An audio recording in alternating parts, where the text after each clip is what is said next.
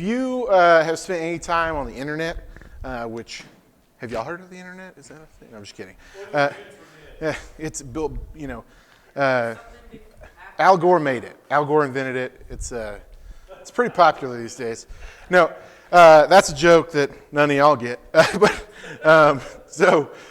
Here's the thing. If you spend any time on the internet or on YouTube or anything like that, there's a popular type of video out there, prank videos.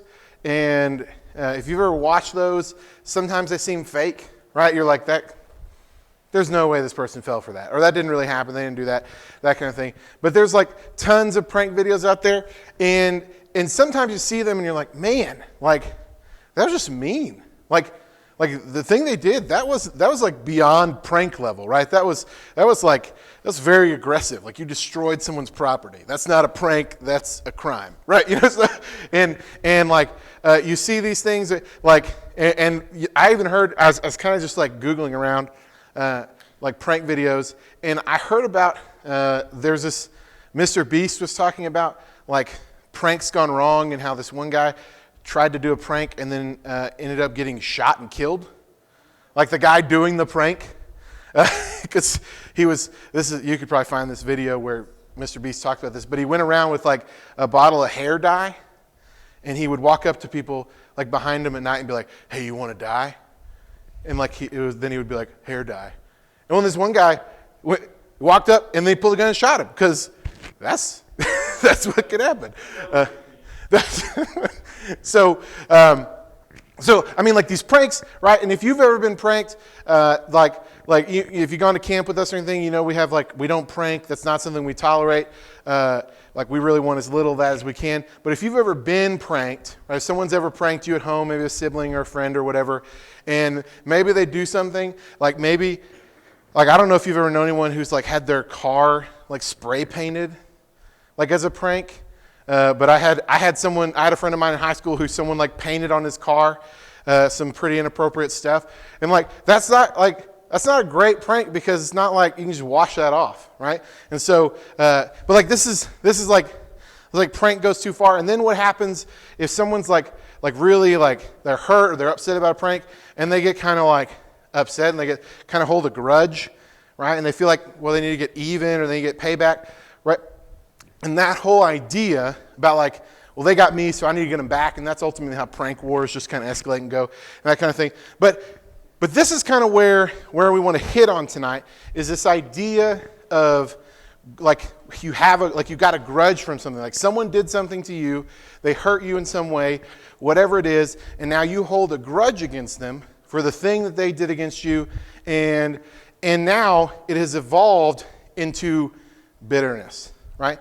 Or unforgiveness, or you are not going to forgive them for what they did. You hold a grudge, you're bitter, that kind of thing. And so the series that we're talking about, the series we're starting tonight, is called Bittersweet.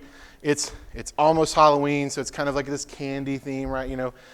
Candy can be sweet, sour, that kind of. But here's the thing. Ultimately, this series is about forgiveness, right?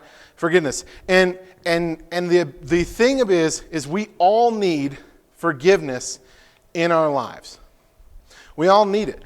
And that's what we're going to be talking about. And maybe you have been in a situation where you feel like someone has done you wrong, or someone owes you something, right? This is ultimately why we get grudges, or why we hold things against people, is because we feel like someone owes us something. Maybe you've been hurt, or maybe not hurt, maybe just kind of like ticked off or upset or frustrated because someone does something to you. Let's do this. Maybe this, okay? If this has ever happened to you, you don't have to raise your hand. We don't need a testimony, confession, but just think, yeah, thank you, brother.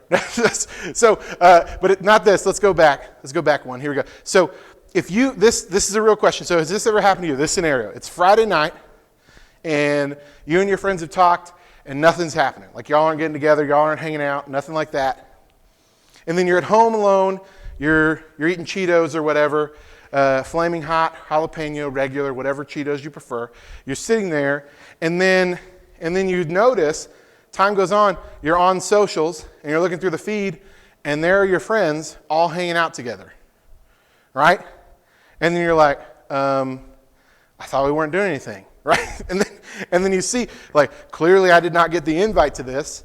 And then later on, you see them, and you're like, hey, what happened? They're like, oh, well, it just kind of happened, and da-da-da. And then, like, you hold the grudge. You're upset because you weren't invited, and maybe these friends might not be your friends anymore because you said, hey, they owe me because I didn't get that invite, right? That was something that I would expect to be invited to. They didn't invite me. I don't know if they're my friends anymore. And you start to hold it against them, right? It puts this thing in the relationship, right? Now, let's say also maybe a friend of yours goes, this is a different scenario, maybe a friend of yours, someone that you consider a friend, goes and tells someone else something that hurts your character, right? They say something about you that's not true, something that makes you look bad, right? And then like maybe they don't even know that you know, and then it just kind of creates this like, I know what you said about me kind of thing, and then like, why would you say that? But you just kind of hold it there, and now you're like, well, that person has dragged my name through the mud. I don't know if I can trust them anymore, right? And so like they owe you something because they dragged your name through the mud. Now, these are all with friends. Now, let's say like family, right? This one's a little more lighthearted. This is probably more for girls. Maybe guys. I didn't have a younger sibling. I was the younger sibling, and I was bigger than my brother, so I never borrowed clothing from him. But has anyone ever had a sibling? This you could raise your hand on. Has anyone ever had a sibling borrow your clothing without you knowing? Right? Okay. so they, right? Okay. Now, let's say this happens. They borrow your clothing without you knowing, and then you get it back, and they're like, "Oh, sorry, I spilt salsa all over it." Right? So like they're like, "Oh, hey, I borrowed this," and then you open it up, and it's like salsa all over the shirt, and you're like, "What?" So it's ruined. And now they, like, your sibling, you're like, you owe me a shirt, right? And then like they're like, oh, haha, sorry, like, and you're like, no, that was my favorite shirt. And then, so this is the thing. And what about this? Also with family, if you are the older sibling, again, here's another older sibling example, and you drive, right? Here's something you need to know. If you are not there yet, if you're the oldest sibling or the older sibling, whenever you get your license and you have younger siblings, you are now the family Uber.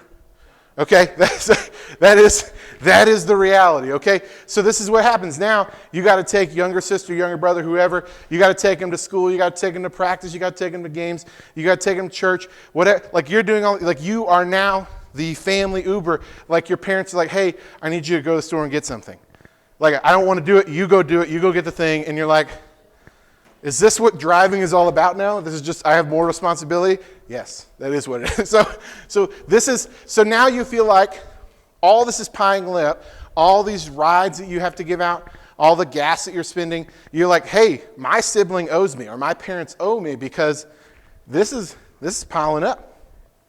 And so these are just some examples of maybe some of them a little more lighthearted than others, right? Of ways that maybe you have bitterness or you have a grudge, like you feel like someone owes you something. And so what I want us to think about, here's a question I want us to think about. What do you do with the worst stuff that happens to you, especially when you can't stop thinking about it? So something beyond having to give a sibling a ride or salsa on your t-shirt or whatever. Like let's say someone really did something that hurt you. Right? And you probably, right now, can think of something or somebody that has hurt you, and you're thinking, I can still replay it. Right? I can still replay the thing they did to me and how much it hurt. What do you do with that? What do you do with the worst stuff that happens? And what do you do, especially since you can't stop thinking about it? What do you do with that? Now, the answer may not be as easy as it seems, or it may seem too easy, right? And the answer ultimately is forgiveness. Now, Paul, not Brother Paul, who's pastor here, but the Apostle Paul in Scripture writes something very, very helpful for this. So if you flip to 1 Thessalonians chapter 5, 1 Thessalonians chapter 5, Paul writing to the church at Thessalonica, and this is a church mostly of Gentiles who are new, like that they're new to the God of the Bible, right? And they're new to Christianity, and they're new Christians, and they're young Christians, and they're trying to figure out how to live out their faith. And Paul is giving them some instructions. Now, before we read what Paul writes to the church at Thessalonica, first, you have to understand a little bit about something that Paul went through. Now, the reason why we still know who Paul is today is because he wrote half of the New Testament, and he was one of the greatest leaders of the early church. He brought the gospel to many people who had never heard it before, and he helped plant churches where there were no churches. And for that, there were several people, several nations, several cities, communities, things like that were very much against the gospel. And so when Paul would go around and talk about the gospel, he would often get imprisoned, he would get beat, he would get flogged, which is basically just getting whipped, right? So he would get thrown in prison, he'd get abused, all these kind of things for the faith that he believed so much, because he believed so much in Jesus. And he believed in what Jesus came and did. He believed it so much that he would ultimately die for it. So, all that to say is Paul had a lot of things done to him that he could have been upset about, that he could have held grudges about, that he could have felt like people owe me something. Like, I'm just trying to help people, I'm just trying to tell people about Jesus, but all that happens is I get thrown in prison and beat. And so these are the words by the same person who gets beat everywhere he goes, and this is what he says to new believers, and it's just as important then as it is today, and this is what he says. One verse, very profound. He says this: make sure that nobody pays back wrong for wrong. Make sure that nobody pays back wrong for wrong. So, when we talk about forgiveness, and we talk about holding grudges, what does this mean for that topic? What does it mean when we feel like we need to get even? When we feel like we need to get back at that person for the thing that they did? What does that mean? Paul's saying, hey, don't repay wrong for wrong. Two wrongs don't make a right. You've heard this saying before? It comes from Scripture, right? So he says, do not repay wrong for wrong. So if someone does something to you that hurts you or it offends you or what, you don't come back at them with the same energy. He says, don't do it. Now, let's say, for instance, that you go, okay, yeah. Okay, someone hurt me, they did a thing to me, I don't like it, but I'm not going to pay back wrong for wrong. Like, I'm not going to do that. But maybe for you, you're not paying back wrong for wrong physically, or you're not actually doing something to repay that wrong, but maybe it's more mental for you. Maybe not paying back wrong for wrong means that when somebody does something to you, you go, hey, I'm not going to retaliate, but I'm never going to forgive them. Right? I'm never going to forgive them. Right? I think that's right up there. Right? If you say, hey, they hurt me, but if they ever need help, it ain't coming from me. Or they did something to me, like, well, I'm gonna go talk to someone else, and they're gonna hear all about it. So this is the thing. It may not be that you may not physically be paying back wrong for wrong, but also in that, like, are you refusing to go about forgiveness? Right? And it's the same kind of thing. Now, here's something that we're going to pick up on here in a second, but I want us to look at the idea of forgiveness and what that actually means. But what I want us to do is look at the second half of this verse. That was the first half of this verse. Here's the second half of this verse. All right, so we know, make sure that nobody pays back wrong for wrong, but always strive to do what is good for each other and for everyone else. But always strive to do what is good for each other and for everyone else. So he's saying, listen, don't pay back wrong for wrong, but actually do what is good for the other person. Do what is good for everyone else. And you might be thinking, what? Like, this person just hurt me, and now you want me to do good for them? Like, that doesn't even make sense. You're right. That doesn't make sense.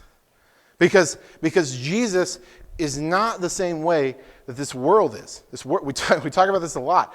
But Jesus came to start a new way of living, a new way of thinking, a new kingdom, right? The kingdom of heaven. And that's a different way of thinking. So this whole idea that we should always strive to do what is good for others and not pay wrong for wrong is a totally new way of thinking about things. In fact, we could say this, that Jesus changes everything. We have skipped a lot, especially forgiveness, right? So the idea of forgiveness. Jesus changes everything, especially forgiveness. So here's what I want us to see. Here's what I want us to see about forgiveness. Because a lot of people, this is a common misconception. I don't want you to miss this part. This is pretty important. Okay, the next few things that we're going to talk about are probably the most important things we're going to talk about tonight. And that's this. A common misconception is that forgiveness is for the person that we're forgiving. And that's just not true. You forgiving someone else more has to do with you. Right? Because they've already done the thing. Right? It's already happened. They might have moved on. But you are now holding bitterness. And you're holding unforgiveness. And you have that feeling that, hey, they owe me something. Forgiveness is actually something that God gives us to help us move past something. It's not solely about the other person. Like we don't forgive, like we forgive people because we want them to know like, hey, Christ forgave me and I forgive you.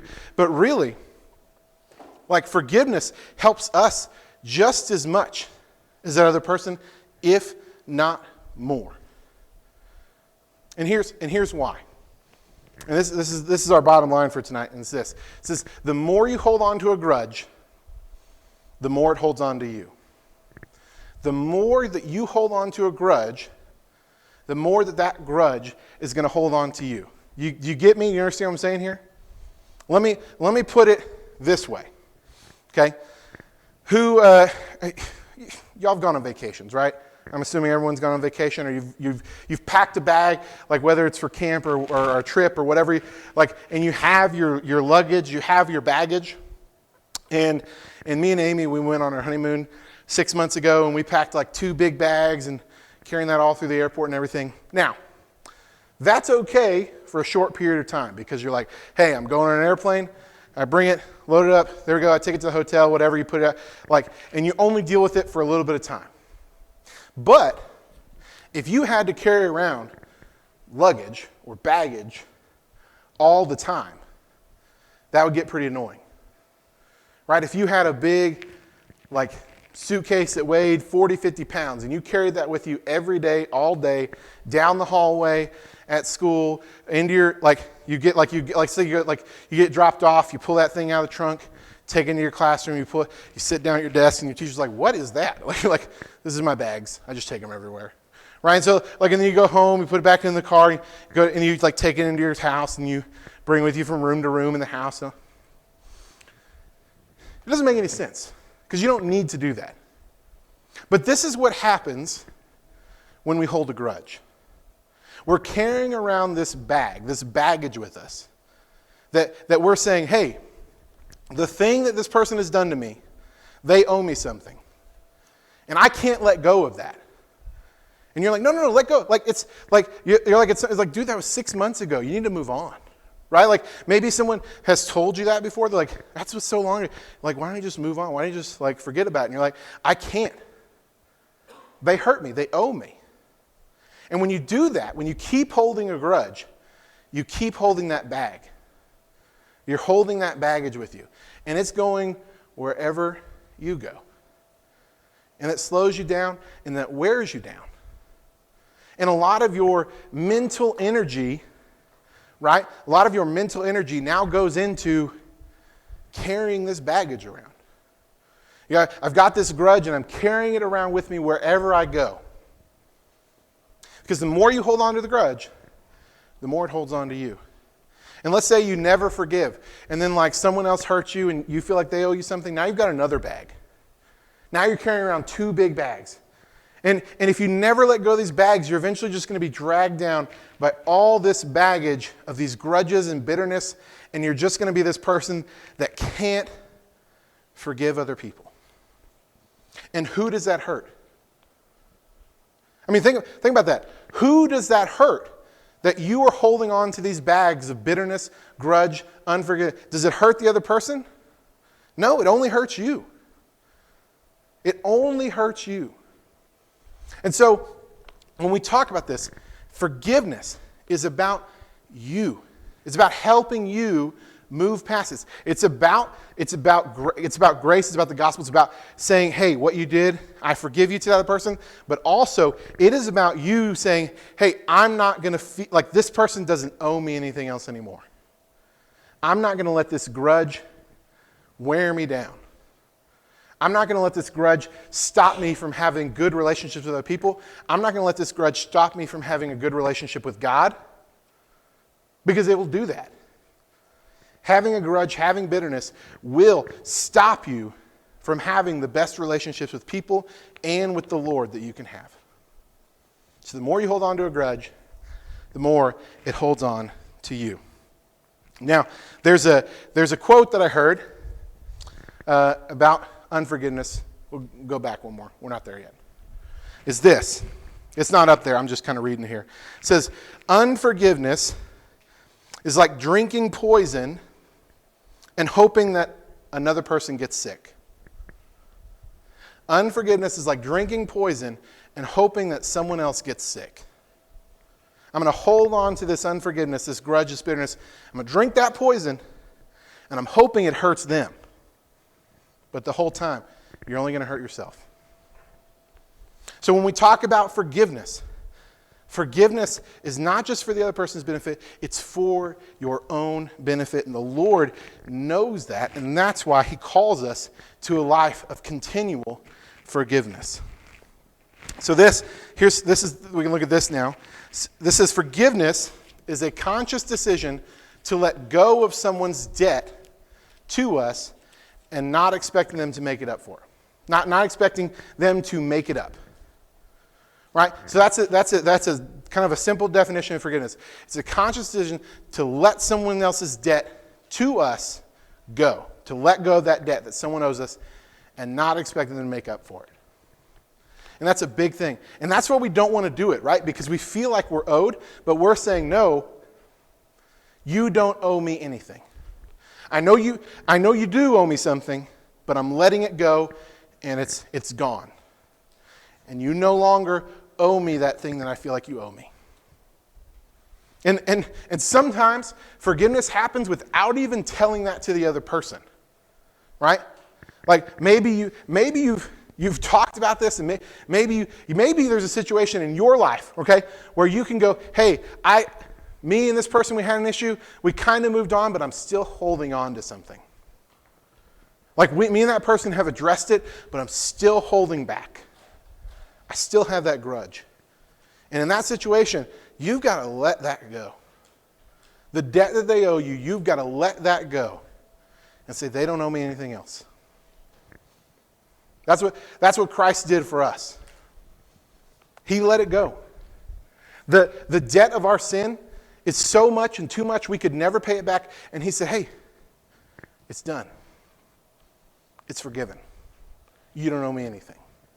And we need to do the same because that is what is best for us. So, real quick, I want to talk about what forgiveness is not. Okay? In all of this, we've talked a lot about what forgiveness is. We talked about letting go of debt, but here's some quick things. In all of this is forgiveness does not mean this. Okay? This is not on the screen. I'm just going to read this out loud. So forgiveness is not, I kind of write some things down here, I'll just read it here. It's not that you weren't hurt. If you forgive someone, you're not saying that you weren't hurt. So because you forgive someone, it's okay to still say, hey, I was hurt. I forgive you, but I was still hurt. Forgiveness is not that the other person shouldn't experience consequences. Right? Because you forgive someone doesn't mean that they won't and shouldn't experience consequences for the thing they did to you. Right? There's a lot of really bad things that can happen to you that you could ultimately forgive people for, but that doesn't mean they shouldn't experience consequences for them, right? I mean, we could probably think of some serious things. If somebody, this is getting real serious, if somebody murdered a family member of yours, you could come to the point where you forgive them, but they're still going to go to jail, right? I mean, you may forgive them, but there's still going to be consequences for that. Someone is still dead, right? So here's another thing. Forgiveness is not for the other person's benefit solely. And we talked about that. It's not for the other person's benefit solely. The next thing, forgiveness does not mean the relationship has to stay the same. Right? So if you had a relationship with someone, just a friendship, whatever, and they hurt you, you forgive them, that doesn't mean that friendship, maybe it's not the healthiest thing for that friendship to stay the same way it is. You can forgive them, you can move on, but you go, hey, maybe not. Maybe, like, we're forgiven, I forgive you, but maybe we can't have this friendship. Right? Forgiveness doesn't mean that you can't set boundaries. You can forgive someone and then go, hey, but because of what happened, we got to have some new boundaries. You can still forgive and then go, we need to set new boundaries. Here's another thing. It doesn't mean that you condone or excuse the offense that was done to you. You can forgive and still go, hey, what you did was wrong. I'm not excusing it, but I am forgiving you. And this one, forgiveness, maybe someone needs to hear this. Forgiveness doesn't mean that you still date that person. Okay? Because let's say boyfriend, girlfriend, they do something and you forgive them, that doesn't mean that you have to get back with them. Okay? You can forgive them, you can move on, but that doesn't mean that we're going to get back together. Here's the last one. Forgiveness doesn't mean that you stay quiet if someone is hurting you or other people. If someone is hurting you or other people, you can forgive, but tell somebody about it. Come and tell an adult, find a trusted adult. Tell somebody if someone is being hurt. Okay? Forgiveness is important, but it doesn't mean that some truths and realities are still in place, right? So here's a quick quiz. So with all this, and we're talking about forgiveness, here's a quick quiz. I'm going to read some things. This is not on the screen again. To see, based on how you answer these questions, you might be harboring bitterness or resentment. Are you ready? So I'm going to ask the question. You're going to answer it inside of yourself. Take an honest look. And then maybe you realize there might be some bitterness and resentment that you didn't even know about. Okay, but here we go. Here's the quiz. Okay? Do you have an argument with someone in your head? You know those internal conversations where you basically tell them what's up. Right? Do you have a conversation with someone else in your head where you tell someone off? Okay? Here's another question. Are you giving a close friend or family member the silent treatment? Do you give a close friend or family member the silent treatment? Here's the next one. Do you consistently subtweet comments in a person or online in person? So do you subtweet or subcomment or whatever online about other people or in person? Do you subtweet? If you don't know what that means, okay, it just means like you say something that isn't directly at a person, but it definitely is, okay, right? So here's the next one. Do you leave passive-aggressive comments on someone's Instagram pictures? Or screenshot them and then send them to other friends with snarky comments? Do you leave passive-aggressive comments, or do you screenshot their Instagram and you go, hey, look at this person. Can't believe they're doing this. They're the worst, right? You ever do that? Okay. Last one. Here it is. Do you think about ways you can pay someone back for what they did to you 6 months ago? Someone did something to you 6 months ago and you're still thinking about how you can pay them back. Okay. If you answered yes to any of those, there's a good chance that you have some resentment, some bitterness, and a grudge in you. You know? And listen, that's probably most of us, right? I'm not sitting here being like, oh, shame on you. We're talking about this because this is relevant to most of us. And we need to practice forgiveness. So how can you do that? Here's the application. Here's what I want you to take away. 3 steps to get freedom from bitterness and unforgiveness. Here we go. This will change your life, okay? But maybe not right away. Okay, here we go. So here's the first thing. Acknowledge your feelings, right? So you can't see that super well up there, but acknowledge your feelings. Now here's the deal. If you are like me, I'll just tell you straight up, this is how I am, right? I am the kind of person that if I get any kind of negative feeling about someone else, or I get upset about someone else, or I get, what I will do is I'll go, hey, that's not right to get mad at that person. And I'll push it down, right? I'll go, listen, I'm probably mad at them, but I'm going to go, hey, I shouldn't be doing that. Or I shouldn't feel that way, so I'm going to ignore that feeling. I'm going to push it aside. I'm going to push it down. Hey, that's not right to feel that way. I don't need to think about revenge. I don't need to do that, right? But it's still there, right? But here's the thing. If you're like me and you go, that's not right, you need to acknowledge that you've been hurt. You need to acknowledge that you have been done wrong. That's the first thing. Because for people like me, and maybe you're like me, I don't like to acknowledge it. I like to just kind of go away from it, like, hey, whatever, it'll go away. But no, you've got to acknowledge that you were hurt, because if you don't acknowledge it right away, it'll come back later, right? It'll come up later and go, man, that person is the worst. I can't believe they did that to me 3 years ago, 6 months ago, whatever it is. So you have to acknowledge your feelings. That's the first thing, right? And go, hey, listen, but there's some people in this room that are not like me, and you'll go, man, I get angry and mad real quick, and I'll tell anybody. Right? If you're like that, this is not a hard step for you, right? The next step might be more difficult. Here's the next thing. Second thing is this: don't let your feelings control you. Right? Okay? So first step, acknowledge your feelings. Second step, don't let your feelings control you. Now here's what this looks like. This looks like saying, hey, that person did me wrong. That hurt. I don't like it, but I'm not going to let these feelings that I'm feeling control me. I'm going to acknowledge that they're real. I'm going to work through it. You got to process through that. You got to work through those feelings. And you go, hey, you know what? I got to come to that place where I start to let that go. Those strong feelings that I'm feeling, I acknowledge them, I see them, and I can't let them control me. I've got to grab a hold of them, and I got to start letting them go.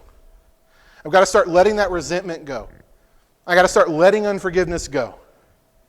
I cannot let those things control me. I have to acknowledge them, but I can't let them control me. And I got to start letting that go. And I've got to start the process of forgiving the other person for the thing that they did to me. And here's step 3. Repeat. Right?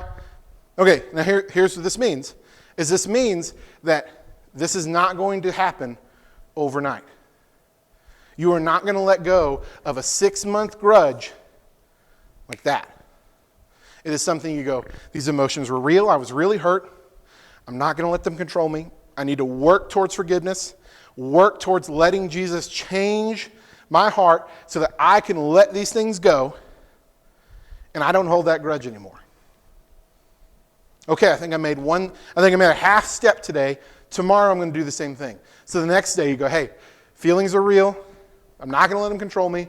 I'm going to say, hey, I'm forgiving them. I'm forgiving them. I'm forgiving them. Maybe not yet. Okay? Then the next day you take another half step. They really hurt me. But you know what? I feel a little better. I feel less aggressive towards that person today than I did a couple days ago, and I'm going to let it go. I'm going to work on, and so this is the thing. This is not an overnight process. You don't flip the switch and like you've forgiven everybody in your life who's ever wronged you, because it doesn't work that way. This is a process. This is part of growing in your faith, is letting Jesus mold you Letting the Holy Spirit work in you and begin the process of forgiving those who have done you wrong. So what would happen if we start taking these things seriously and we start going, hey, I need to start forgiving people? How is my life going to look different? Would I get a lot more mental energy back, mental time back? Because I spent a lot of time thinking about him. Or I spent a lot of time thinking about her. And I spent a lot of time thinking about that day when they did this. Or I spent a lot of time thinking about when they broke my heart. Right? Or when they hurt me. And you spend a lot of time doing that. Imagine, okay, if you're in that world right now where you go, a lot of my free mental energy is thinking about these people who've done me wrong.